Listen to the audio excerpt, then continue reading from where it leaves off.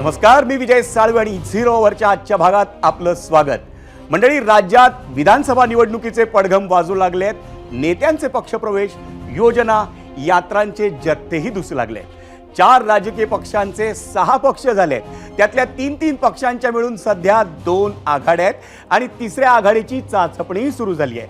या सर्व घडामोडींमध्ये राज्यात आणखी एक मुद्दा चर्चेला जातोय, तो म्हणजे निवडणूक नेमकी कुणाच्या चेहऱ्यावर लढायची.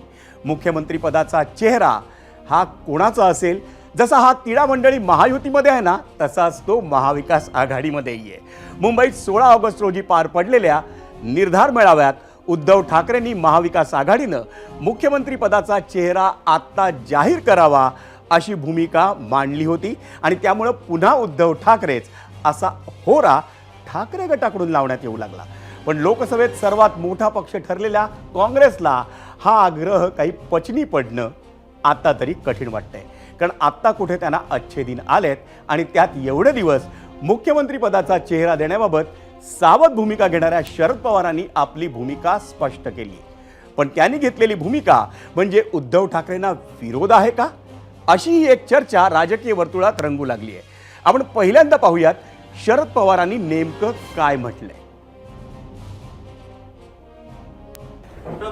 मुख्यमंत्री पदाच्या चेहऱ्याच्या निवडणुकीला सामोरं जातात अजिबात आलेली नाही. त्याचा आजचा विचार करायचं काही कारण नाही. अनेक वेळा असं घडलं की नेतृत्व कोणी करायचं ही निवडणूक झाल्याच्या नंतर, संख्या असल्याच्या नंतर निर्णय घ्यायचा असतो. आज कशाचा काही फटका नाही. अजून बहुमत आहे, बहुमत मिळेल असं वातावरण आहे, त्याच्यामध्ये शंका नाही. पण त्यासाठी आत्ताच काही मांडणी करण्याची आवश्यकता नाही आहे. मंडळी, 2019 साली काँग्रेस आणि राष्ट्रवादीनं उद्धव ठाकरेंना मुख्यमंत्री पदासाठी अगदी सहज पाठिंबा दिला होता. पण आता मात्र ते कठीण दिसतंय.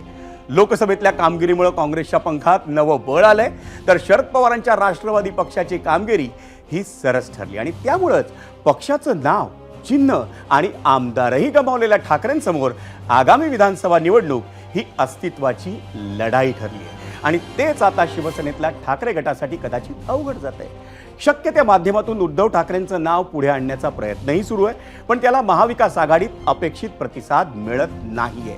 त्यात शरद पवारांनीही मुख्यमंत्री पदाचा निर्णय हा संख्याबळावर होईल, लोकांचा पाठिंबा मिळाल्यानंतर एक स्थिर पर्याय राज्यासाठी दिला जाईल अशी भूमिका घेतली. आणि यावरच होता आमचा आजचा प्रश्न. आणि तो प्रश्न पाहण्यासाठी आपण जाऊया आपल्या पोल सेंटरवर.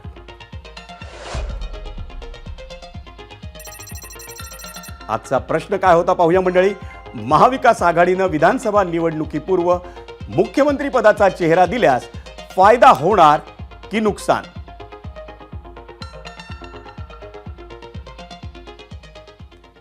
महाविकास आघाडीकडून प्रचाराचे प्रमुख हे उद्धव ठाकरे असणार आहेत आणि त्यांच्याच नेतृत्वाखाली विधानसभेचा प्रचार होणार. पण पुन्हा मुख्यमंत्रीपद मिळणार का, हे उत्तर तर गुलदस्त्यात आहे आणि ते निवडणुकीनंतर ठरणार. काँग्रेसनं तर सुरुवातीपासूनच महाविकास आघाडी हा आमचा चेहरा असल्याची भूमिका घेतली आहे. स्वतः नाना पटोलेंनी देखील वर्षभरापासून आपण मुख्यमंत्री व्हावं ही कार्यकर्त्यांची इच्छा असेल तर ती पूर्ण हो असं वारंवार म्हटलंय. आजही पुण्यात जेव्हा प्रदेशाध्यक्ष नाना पटोले काँग्रेस भवनात पोहोचले तेव्हा कार्यकर्त्यांनी त्यांना चक्क खांद्यावर उचलून घेत भावी मुख्यमंत्री म्हणून घोषणा दिल्या. दरम्यान नाना पटोलेंनी शरद पवारांच्या मुख्यमंत्री पदाबाबतच्या भूमिकेवर काय प्रतिक्रिया दिली ती तर आपण पाहणारच आहोत. शिवाय ठाकरे गटाचे नेते अनिल परब यांनी कोणती भूमिका घेतली आपण तीही पाहूया. महाविकास आघाडी म्हणूनच आम्ही पुढे जाणार आहोत आणि महाविकास आघाडीला जेव्हा आमचं संख्याबळ आल्यानंतरच तिथं मुख्यमंत्र्याचा चेहरा फायनल होईल. त्या दिवशी एमबीएचं जेव्हा मीटिंग झाली मुंबईला, तिथंच कार्यकर्त्याच्या समोरच झालं की आता आम्ही सगळेजण महाविकास आघाडी म्हणूनच पुढे जाऊ. बघा, याच्या बाबतीमध्ये मुख्यमंत्री कोण असावा, कोणाचा असावा, याच्या बाबतीतला निर्णय आमच्याकडे फक्त पक्षप्रमुख उद्धव साहेबच घेतात. आम्ही राजकीय पक्षाचे कार्यकर्ते आहोत. आमच्या पक्षाच्या नेत्यांची भूमिका जी असते ती आम्हाला 100% मान्य असते. राजकारणाच्या पटावर महाविकास आघाडीकडून नवनव्या रणनीती आखल्या जात असताना ठाकरे गटाचे नेते आदित्य ठाकरे थेट शेतकऱ्याच्या बांधावर पोहोचले. पूरग्रस्त मराठवाडा दौऱ्यात त्यांनी नुकसानग्रस्त शेतकऱ्यांशी संवाद साधला. रडणाऱ्या शेतकऱ्यांना त्यांनी धीर दिला. गेल्या 2 दिवसांपासून मराठवाड्यात मोठ्या प्रमाणावर पूर परिस्थिती निर्माण झाली आणि त्या परिस्थितीची पाहणी करण्यासाठीच आदित्य ठाकरे यांच्यासोबत संजय राऊत, विधान परिषदेचे विरोधी पक्षनेते अंबादास दानवे हे दोघंही उपस्थित होते. आणि यावेळी नुकसानाची पाहणी करताना आदित्य ठाकरेंनी सरकारवर निशाणा साधला. पंचनामे होतात, प्रशासन काम करतं, पण सरकार मदत देत नाही. सरकार फक्त निवडणूक पाहूनच काम करतं, असा आरोप आदित्य ठाकरेंनी केला.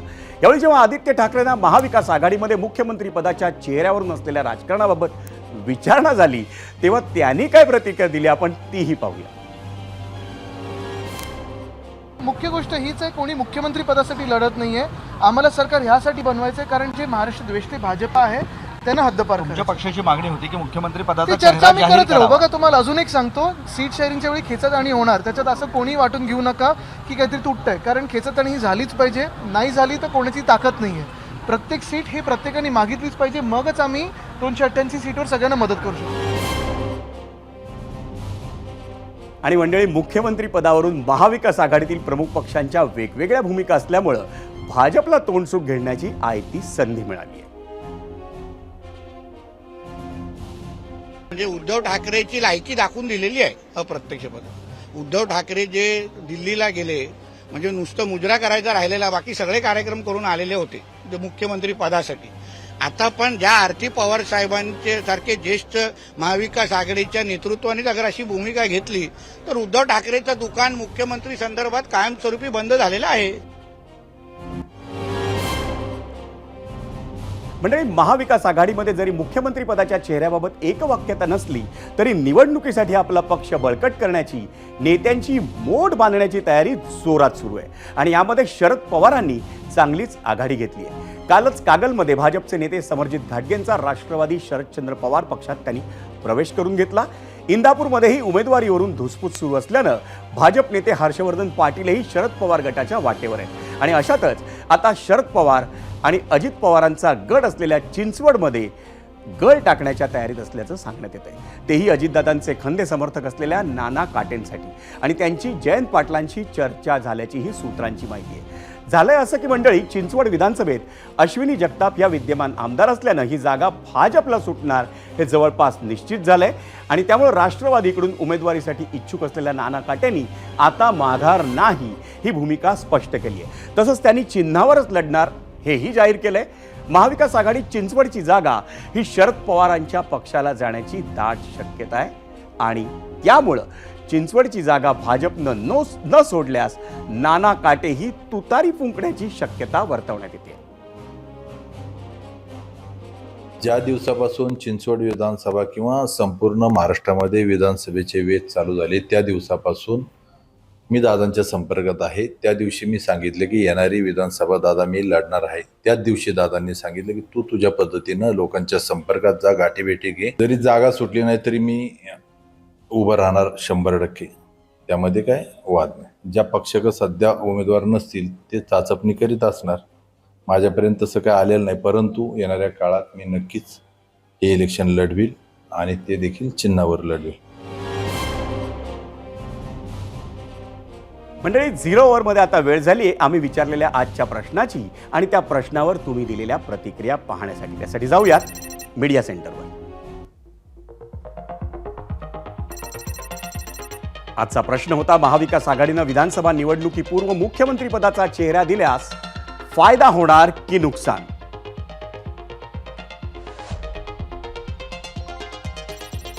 आणि त्यावर आलेल्या प्रतिक्रिया आपण पाहतोय.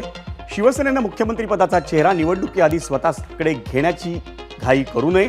काँग्रेस मवियातला मोठा पक्ष बनल्यानंतर त्यांचा मुख्यमंत्री पदावर दावा असेल आणि तो राऊतांना मान्य होणार नाही, असं म्हणतायत मनोहर. महाविकास आघाडीला बहुमत घेण्यासाठी उद्धव ठाकरे हाच एकमेव सक्षम चेहरा आहे. महाराष्ट्रातील जनता त्यांच्या नेतृत्वावर विश्वास ठेवून त्यांच्यासोबत भक्कमपणे उभी, असं म्हणतायत प्रिया पाटील.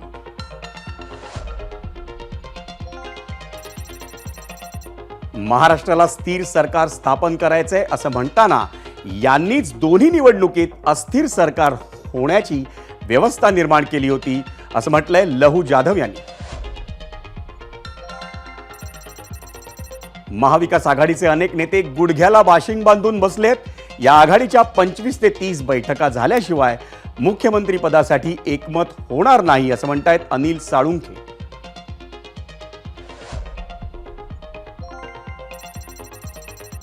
फायदा होईल. उद्धव ठाकरे हे मुख्यमंत्री असावेत. गद्दारांच्या नाकावर टिचून स्वाभिमानाच्या लढाईचा विजय होतो असं म्हणतायत भास्कर पवार.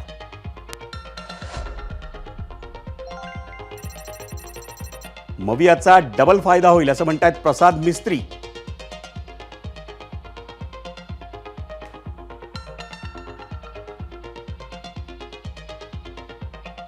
मंडळी, महाविकास आघाडीमध्ये मुख्यमंत्री पदाचा चेहरा कोण, कोणाच्या नावावर होणार शिक्कामोर्तब, काय असेल रणनीती, महायुतीमधला जागा वाटपाचा तिढा सुटला का, या आणि अशा अनेक विषयांवर सविस्तरपणे बोलण्यासाठी आज आपल्यासोबत झिरो अवरमध्ये आहेत ते भाजपचे मुख्य प्रवक्ते केशव उपाध्ये आणि काँग्रेसचे मुख्य प्रवक्ते अतुल लोंढे.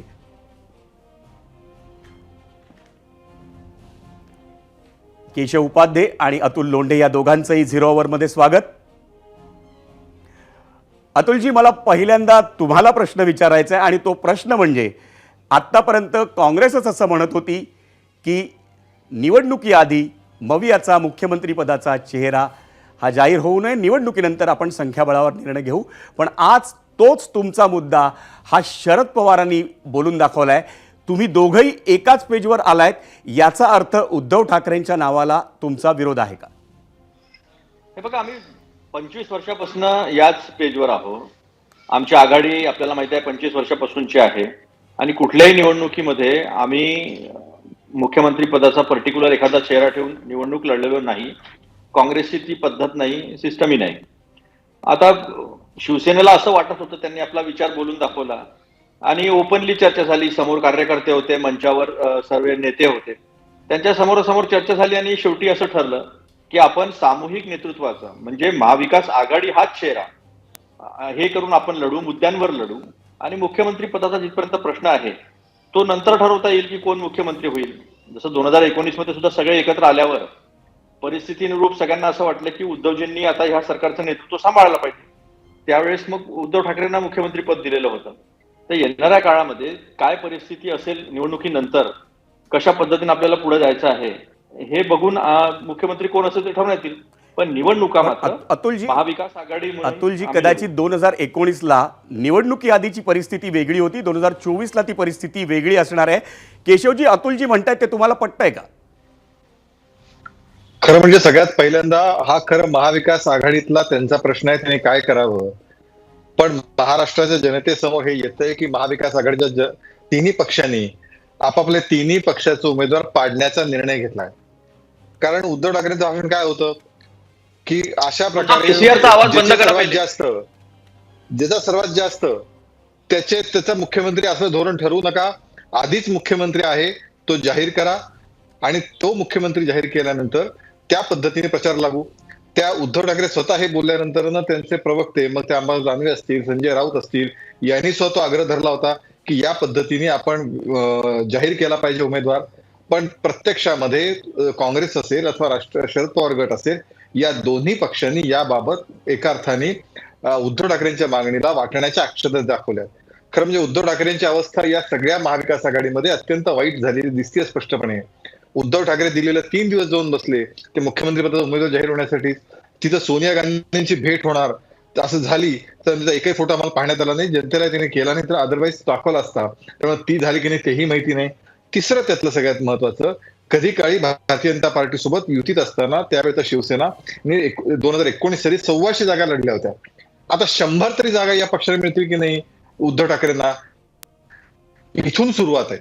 त्यामुळे उद्धव ठाकरेंनी जे जे सांगायचा प्रयत्न केला ते उद्धव महाविकास आघाडीतल्या दोन्ही पक्षांनी गोंडावून टाकलं. दस्तूर खुद्द शरद पवार यांनी त्यांच्या आत्मचरित्रामध्ये हा रेफरन्स म्हणजे कसं उद्धव ठाकरे नेतृत्व हे कसं लोकांशी कनेक्टेड नव्हतं अशा प्रकारची नाराजी व्यक्त केली होती.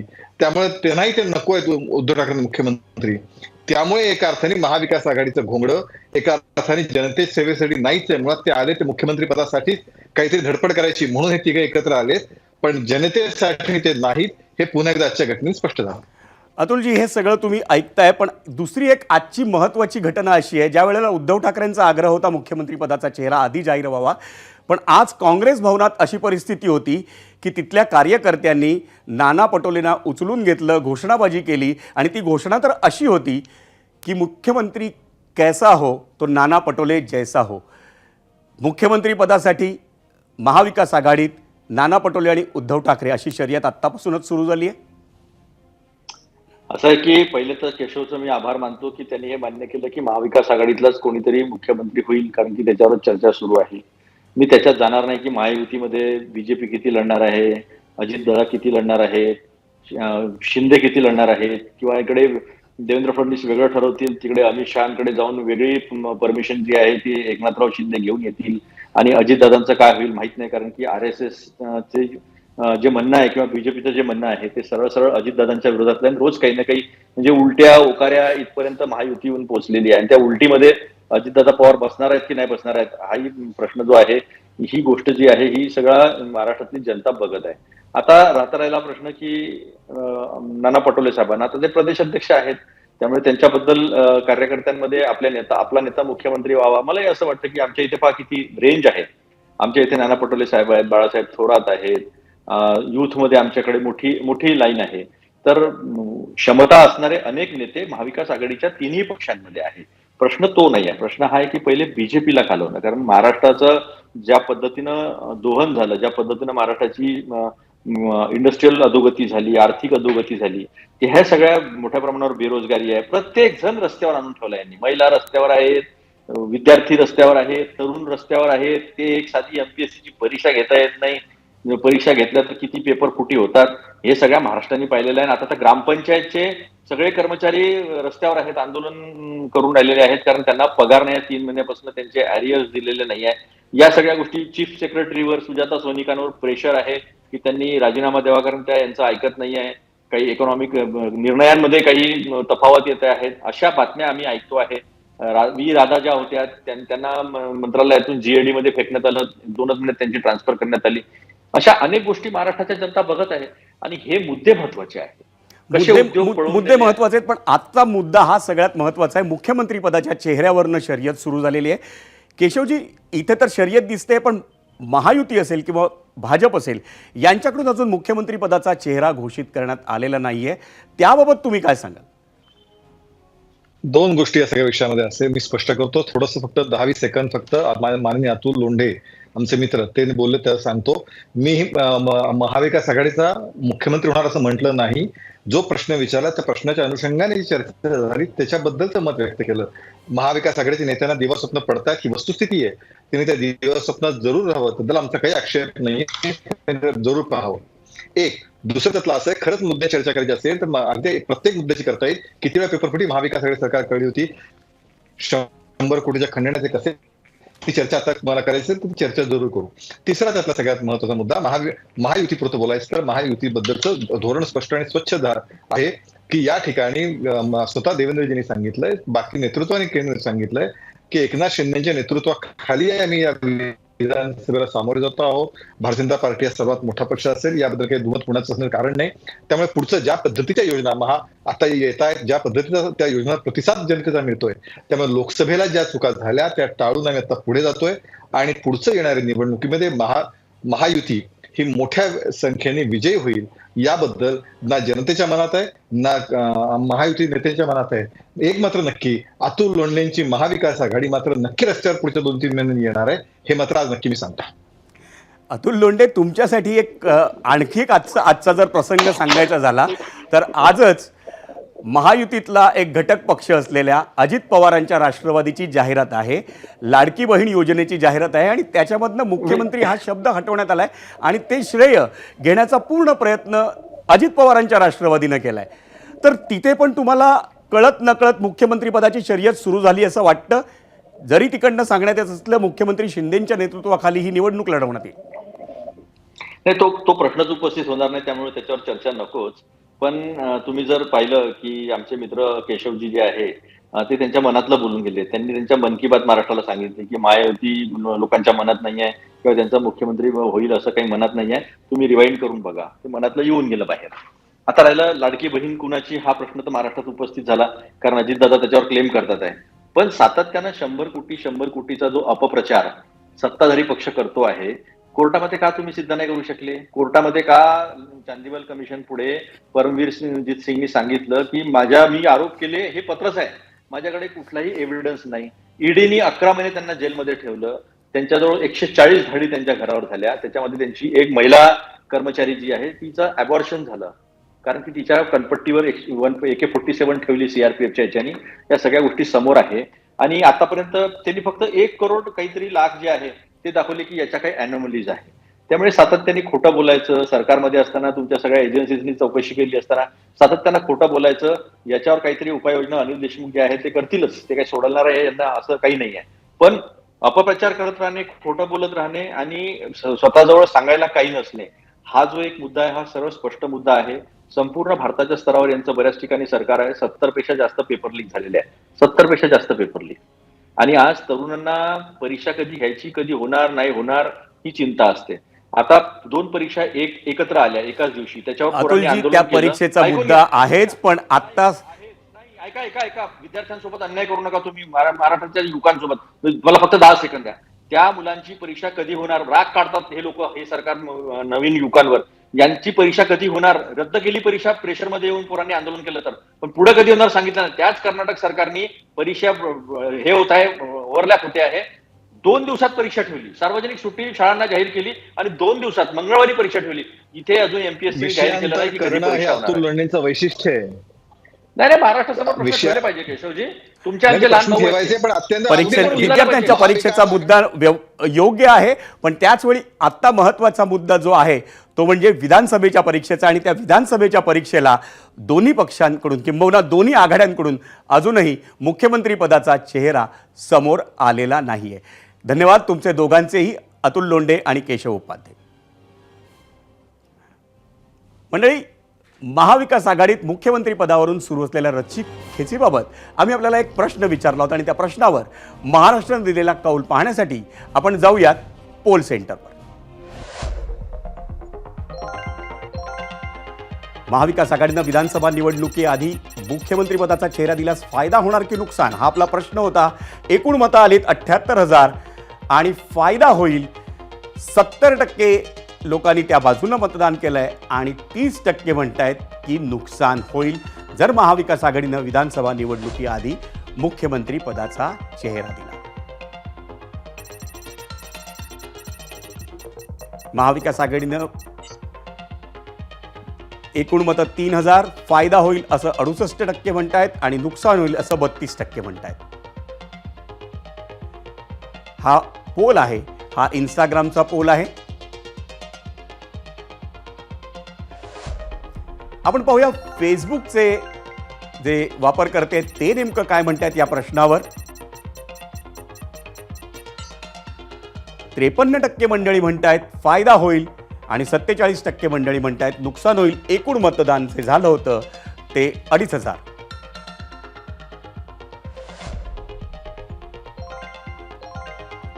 आपण पाहतोय एक्सवर या प्रश्नावर काय कौल आलाय. 61% मंडळी म्हणतायत फायदा होईल आणि 39% मंडळी म्हणतायत नुकसान होईल.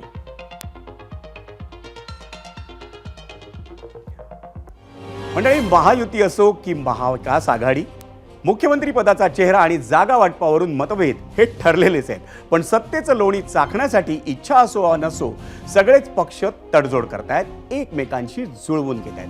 आता पुन्हा एकदा देव, दैवत आणि जात धर्मावरून कोंडीत सापडलेल्या सत्ताधाऱ्यांमुळे महाविकास आघाडीला नव्यानं सत्तेची स्वप्न पडू लागली आहेत. स्वतः उद्धव ठाकरेंनी थेट नव्हे पण आपल्या मनातील मुख्यमंत्री पदाची सुप्त इच्छा तर व्यक्त केली आहे आणि ती अनेकदा संजय राऊतांच्या तोंडून वधवूनही घेतली आहे. काँग्रेसनं त्याला शक्य तितक्या सभ्य भाषेत अनेकदा विरोध केलाय. इतके दिवस भूमिका गुलदस्त्यात ठेवणाऱ्या शरद पवारांनी देखील आज पहिल्यांदा ठाकरे आणि राऊतांच्या मागणीला सभ्य भाषेत केराची टोपलीच दाखवली. अतिशय महत्वाकांक्षी असलेल्या या 3 पक्षांमध्ये बुद्धिबळाचा डाव सुरू झालाय. आत्ता कुठे? मुख्यमंत्री पदाच्या चेहऱ्याची पहिली फेरी तर उद्धव ठाकरेंच्या विरोधात गेली आहे. पुढे काय होतं त्याकडे आपलं लक्ष असेल.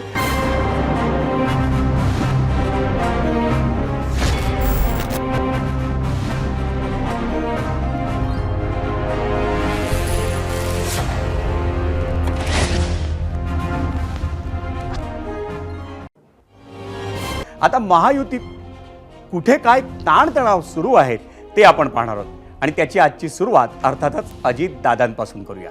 लाडकी बहीण योजनेचं श्रेय घेण्यासाठी आता महायुतीत चढाओढ सुरू झाली आणि या कामात उपमुख्यमंत्री अजित पवारांच्या राष्ट्रवादीनं शिवसेना म्हणजे शिंदेंची शिवसेना आणि भाजपवर कुरघोडी केली आहे असं म्हणण्याचं कारण राष्ट्रवादीनं लाडकी बहीण योजनेची नवी जाहिरात प्रसिद्ध केली आहे आणि या अतिशय भावनिक जाहिरातीत ना मुख्यमंत्री एकनाथ शिंदे दिसतात ना उपमुख्यमंत्री देवेंद्र फडणवीस दिसतात, ते फक्त उपमुख्यमंत्री अजितदादा पवार.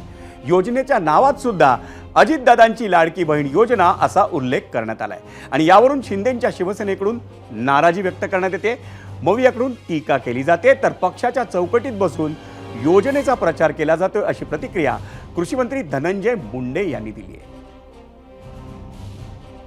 ते सगळे क्रेडिटचा प्रश्न आहे.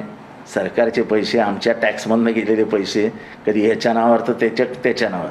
कधी ती घोषणा आहे मुख्यमंत्री लाडकी बहीण योजना, ती उपमुख्यमंत्री लाडकी बहीण योजना नाही. त्यांच्यात काय ते मी केलं तू केलं, तू केलं मी केलं, मी केलं तू केलं, तू केलं मी केलं, हेच चालू आहे. ही योजना कुणाच्या नावाने? मुख्यमंत्र्यांच्या नावाने. ज्या वेळेस पक्ष म्हणून तिन्ही पक्ष वेगवेगळ्या पद्धतीने प्रचार करतात, प्रत्येक योजनेला पक्षाच्या बाजूने वेगवेगळ्या चौकटीमध्ये बसून त्या ठिकाणी प्रचार केला जातो. पण हा विषय महायुतीचाच भाग आहे आणि ही योजना मुख्यमंत्री माझी लाडकी बहीण ही मुख्यमंत्र्यांच्याच नावाने. आणि याच विषयावर आम्ही विचारला होता आजचा दुसरा प्रश्न, तो पाहूयात पोल सेंटरवर.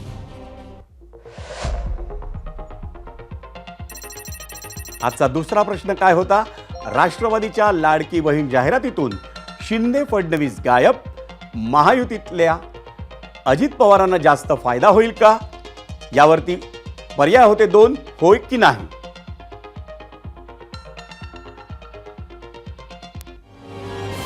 मंडळी, भाजप आणि नाराजी म्हटलं की जी नावं आठवतात त्यात पंकजा मुंडे यांचं नाव आघाडीवर असतं. सध्या त्यांच्यावर पुण्यातल्या कोथरूड, वडगाव, शेरी, शिवाजीनगर आणि बारामतीतील खडकवासला या 4 विधानसभा मतदारसंघांची जबाबदारी आहे आणि त्याचा आढावा घेण्यासाठीच त्या पुणे दौऱ्यावर आहेत. तिथे आज वडगाव शेरी मतदारसंघातील पदाधिकाऱ्यांशी त्यांनी संवाद साधला. कार्यकर्त्यांनी त्यांच्या समोरच महायुतीतील मित्र पक्ष असलेल्या राष्ट्रवादी काँग्रेसची तक्रार केली.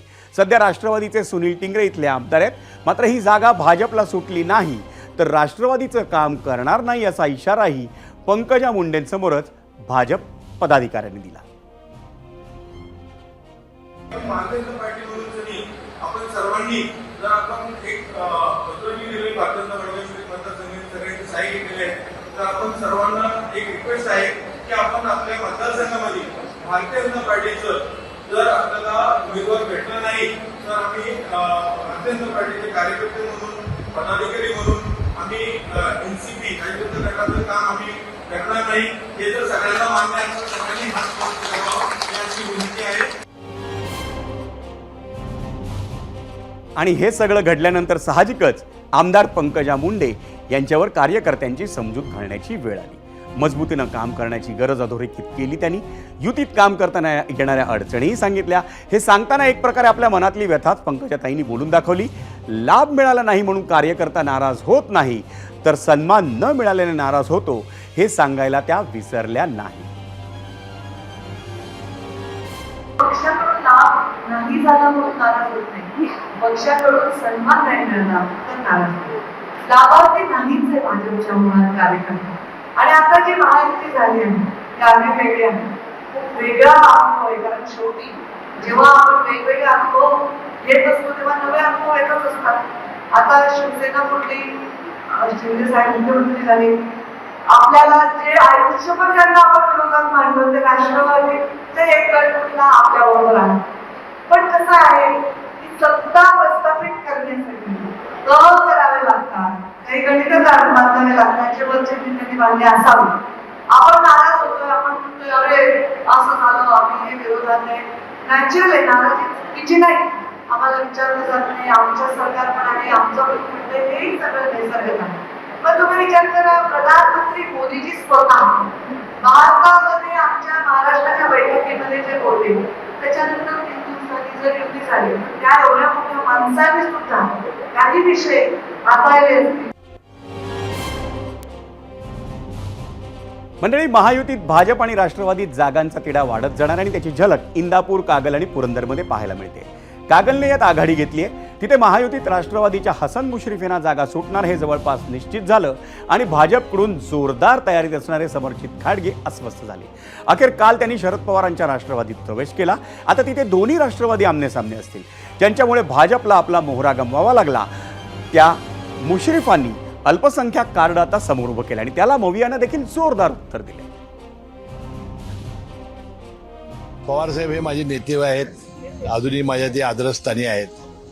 परंतु मला हे समजत नाही की पवारसाहेब, आता इतकी आम्ही माणसं 45 आमदार गेलो, परंतु पवारसाहेब आणि जयंत पाटील हे माझ्याच मागं, माझ्यासारख्या सामान्य अल्पसंख्याकाच्या मागं का लागले आहेत आणि इतका सातका प्रयत्न का करतायत, त्याचं कोडं मला जास्त आहे. शेवटी कुठल्याही माणसाला आपण कमी लेखत नाही, परंतु पवार साहेब से मेरा बैर नाही, समर्जित आप तुम्हारी खैर नाही. मी आदरणीय शरदचंद्र पवार साहेबांना जातीवादचा आरोप करताय.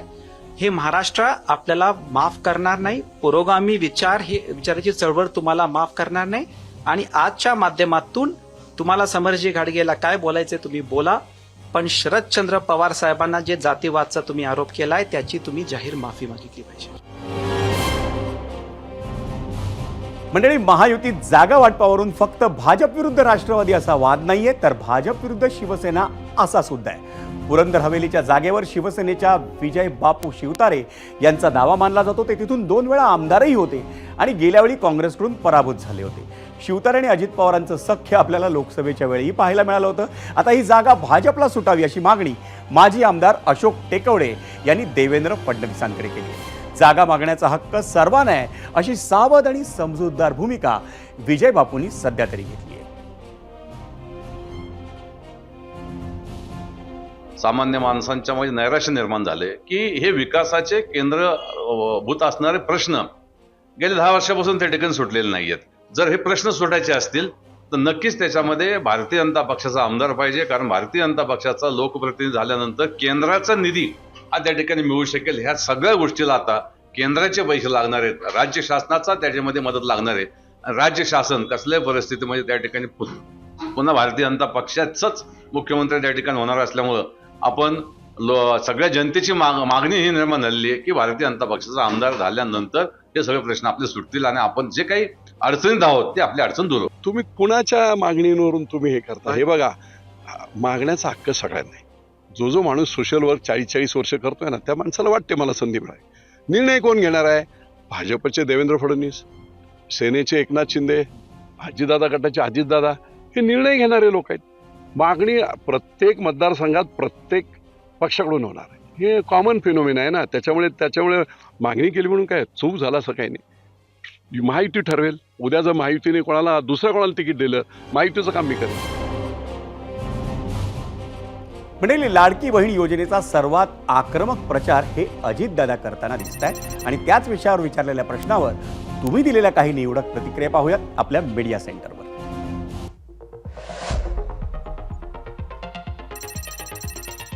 आजचा प्रश्न होता, राष्ट्रवादीच्या लाडकी बहीण जाहिरातीतून शिंदे फडणवीस गायब, महायुतीतल्या अजित पवारांना जास्त फायदा होईल का? होय आणि नाही असे 2 पर्याय होते.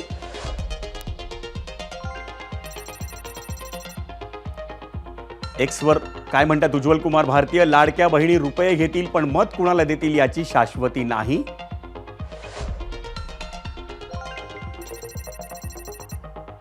लाडकी बहीण योजनेचा कुणालाच फायदा होणार नाही असं म्हणतायत समीर शेख.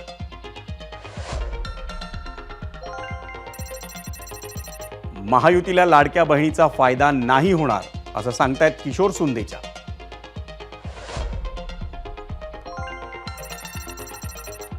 अजित पवारांना फायदा नाही होणार असं म्हणतायत प्रदीप राऊत.